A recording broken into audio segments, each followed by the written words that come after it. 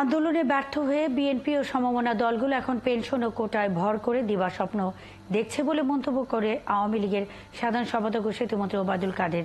সকালে সচিবালয়ে নিজ মন্ত্রণালয়ে এসব কথা বলেন তিনি। ওবায়দুল কাদের বলেন, কোটা বহালের সিদ্ধান্ত সরকারের নয়।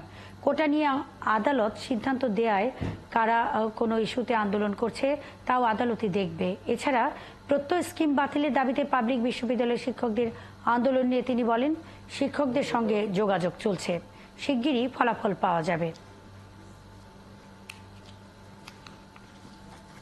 আন্দোলনে ব্যর্থ এখন বিএনপি কাজই হচ্ছে অন্যদের ইস্যুর উপর ভর করা।